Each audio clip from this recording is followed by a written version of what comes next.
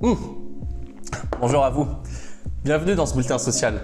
Aujourd'hui, dans cette nouvelle série sur l'art, on prend le temps de se poser, on boit un petit thé et on laisse nos idées vagabonder.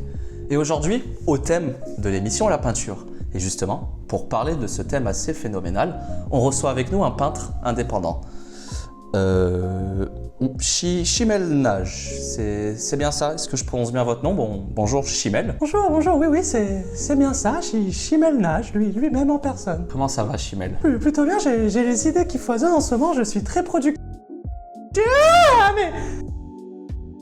mais qu'est-ce que c'est que ça? Il m'a effrayé celui-là. Pardon pour la surprise, vous inquiétez pas, c'est pas un intrus, c'est juste le neveu du producteur. En fait, il avait besoin d'un peu d'argent pour arrondir les fins de mois, du coup, on lui a proposé de venir en tant qu'artiste amateur pour cette série de vidéos qu'on va faire. J'espère que ça vous dérange pas.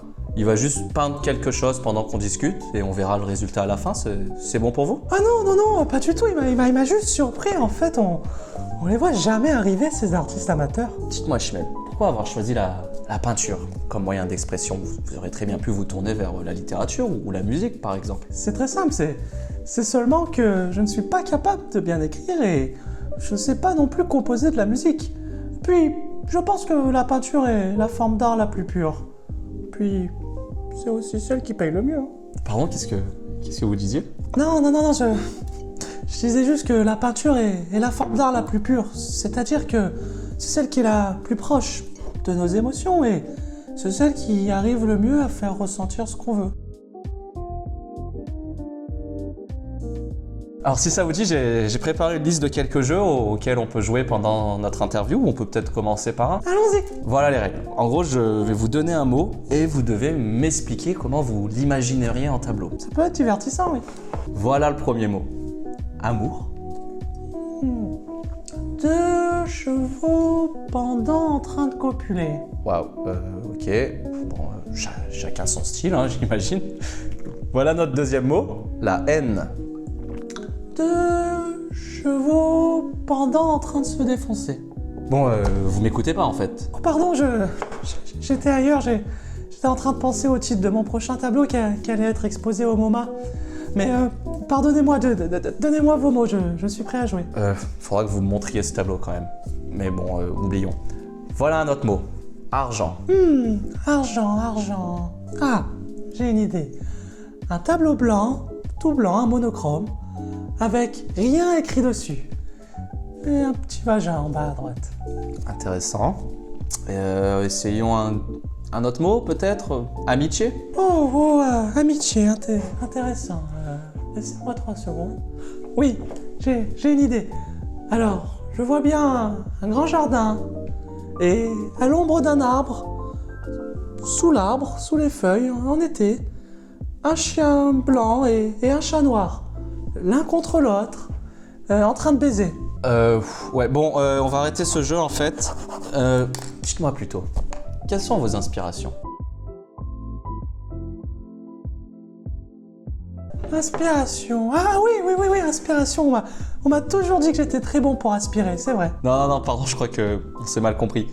Ce que je voulais dire, c'est, est-ce qu'il y a des peintres qui vous inspirent? Est-ce que vous avez des peintres que vous aimez beaucoup ou que vous chérissez? Des peintres qui m'inspirent. Ah oui, bien sûr, j'en ai beaucoup. Alors, il y a Michel, mon voisin, qui fait de magnifiques natures mortes. C'est vraiment fabuleux. Et puis, j'ai aussi un follower sur ma page Insta, Michel, qui fait de magnifiques portraits. Je suis toujours ravi quand je les vois. Bon, ce que je comptais faire après, c'était vous montrer des tableaux de peintres célèbres. Vous me dites ce que vous en pensez, ça. C'est un autre jeu, ça vous va? Ah oui, ça me plairait beaucoup. Faisons ce jeu. Alors voilà. Première peinture, qu'est-ce que ça vous inspire? J'adore, waouh! Elle est magnifique et en plus on dirait qu'elle me fixe. Ça devait être une bonne allumeuse à son époque. Mais je connais pas du tout qui c'est. Ah ça c'est la Joconde juste de Vinci, la peinture la plus connue au monde. Mais bon, passons. Hop. Voilà la deuxième peinture, qu'est-ce que vous en pensez encore? C'est hilarant comme il lui éclate la gueule, le bébé tout nu. Mais c'est bizarre, les ailes, c'est japonais. Ça, c'est véronèse, un italien, mais ça vous plaît, ça? Mais oui, j'aime bien, c'est divertissant, regardez, il y a de l'action, et puis on découvre même encore des détails. Vous avez vu les deux femmes? Bon, elles seraient peut-être mieux sans leur robe, hein, mais j'aime beaucoup, oui, cette peinture. Oh bah, génial, super. Quelle est la troisième? Ah oui. Et qu'est-ce que vous pensez de celle-là?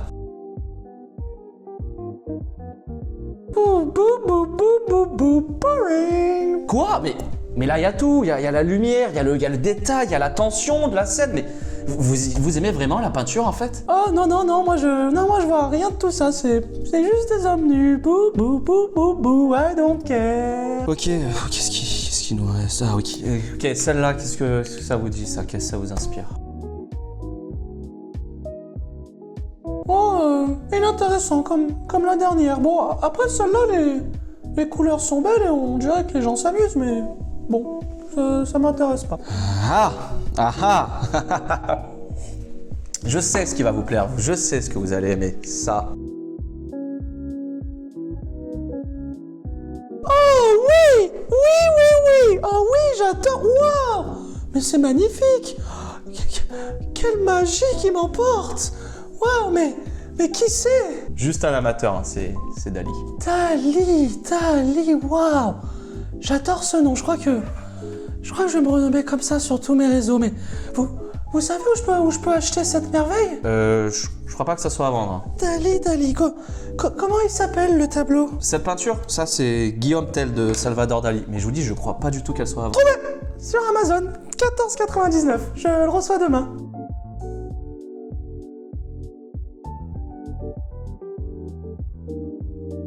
Bon, passons, de toute façon c'est la fin du jeu, j'avais plus de tableaux à vous proposer.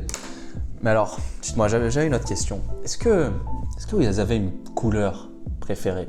Par là, j'entends, est-ce qu'il y a une couleur qui revient souvent dans vos tableaux et dans votre art? Vous savez, les couleurs, c'est assez subjectif, ça va dépendre des jours et de comment je me sens. Oui, je suis bien d'accord avec vous. Ça va beaucoup dépendre de ce qu'on ressent.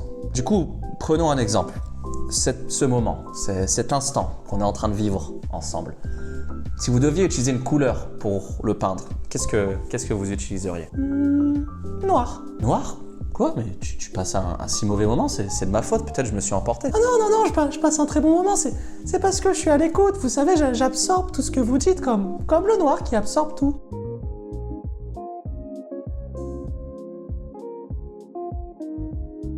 Ah oui, bah oui, bien sûr, oui. Ok, et si tu devais peindre un moment joyeux? Un moment joyeux, comme quoi, vous avez un exemple? Je sais pas, par exemple, pour toi, quel est un moment joyeux pour toi que tu aimerais représenter en tableau?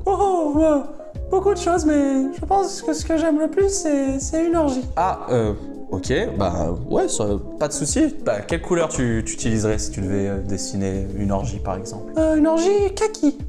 Kaki, pourquoi kaki? Kaki, bah vous savez, il y a une explication assez simple. En fait, c'est que vous voyez, dans l'orgie, je m'amuserais beaucoup et je prendrais beaucoup de fun. Et je vais vous avouer un petit truc. En fait, quand je m'amuse énormément, j'ai tendance à me chier dessus. Ouais, ok, je suis tout de même content que vous choisiriez le noir pour peindre ce moment avec moi. Alors vous voyez, pour un tableau triste comme un chien mort, j'utiliserai du rose pour les petites roses que j'irai déposer sur sa petite tombe. Et pour une scène de rire, plutôt du rouge, parce que la fraise, c'est vraiment mon fruit préféré. Et si je devais peindre une scène d'amour, mais je pense que ça, vous avez déjà compris. Oui, je crois savoir. Du rose pour les lèvres du vagin. Mais non, idiot, du blanc, bien évidemment. Parce que l'amour rend fou. Et quand on est fou, on va dans un asile psychiatrique où tout est blanc. Exactement, mais c'était logique pourtant.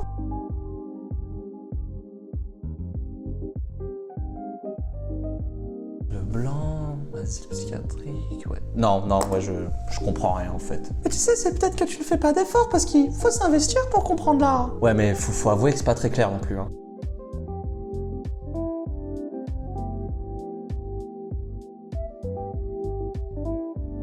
On commande pas la peinture, c'est la peinture qui nous commande. Quoi? Pardon, mais c'était pas écrit ça. La peinture ne représente pas le visible, elle rend visible. Attendez, mais on est parti en philosophie là? Il faut que la peinture serve à autre chose que la peinture. Wow, ok, qu'est-ce qui est en train de se passer? Je rêve ma peinture et ensuite je peins mon rêve. Waouh. Ouais, attends, profitons de l'occasion pour poser une question intelligente.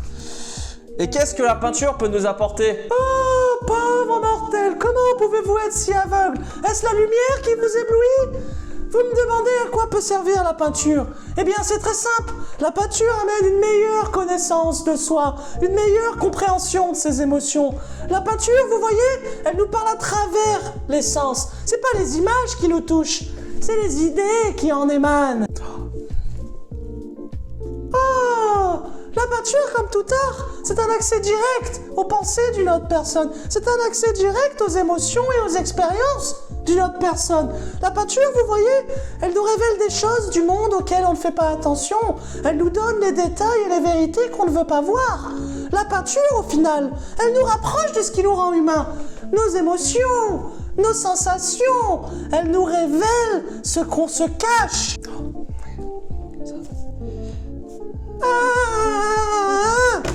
Mais la peinture n'affirme rien. Elle questionne, elle trouble, elle émeut, elle fait rire, elle fait pleurer, elle console, elle est pleine de doutes et d'incertitudes. Vous voyez, la peinture, c'est l'art humain par excellence. Elle est sans artifice, elle n'est pas superflue, elle peut être classique, moderne, elle impressionne, elle romantisme. Mais la peinture, elle a toujours quelque chose à dire.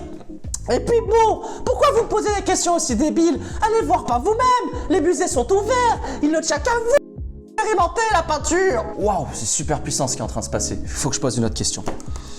Est-ce que la peinture peut être engagée? Non, désolé, c'est terminé, c'était ma minute de parole intelligente de la journée. Mais continuons l'interview. Mince, c'est déjà terminé. Vous m'avez fait peur, je croyais que vous étiez en train de faire un AVC, je me suis inquiété. Bon, si vous allez bien, tout va bien. Du coup, j'ai plus trop de jeux, ni plus trop de questions. Il en est où notre peintre amateur? Ouais, j'ai terminé là, juste une dernière touche.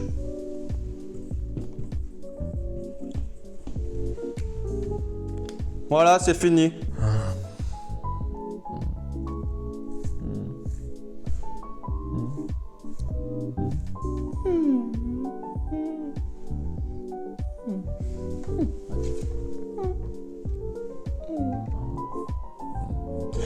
C'est quoi cette chiasse? Non, mais c'est de l'art abstrait, en fait, ça représente la confusion de notre monde et de nos émotions.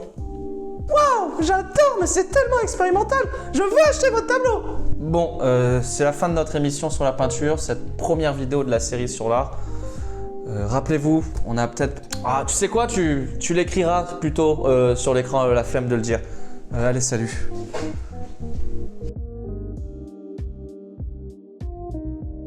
Allô Adrien? Ouais, c'est moi. Dis-moi, je pensais à cet ouvrage que tu es en train d'écrire sur la société dont tu m'as parlé dernièrement. Je crois que j'ai quelques trucs qui pourraient t'intéresser. Rappelle-moi, ou au pire je t'envoie ça par mail. Ah oui, aussi, on essaie de s'organiser une réunion avec le raisonné pour parler de ce nouveau format. Enfin bref, rappelle-moi dès que tu es disponible. Bisous. Bon, montrons à cette société et à ses citoyens ce qu'on peut faire avec 3 cerveaux qui fonctionnent.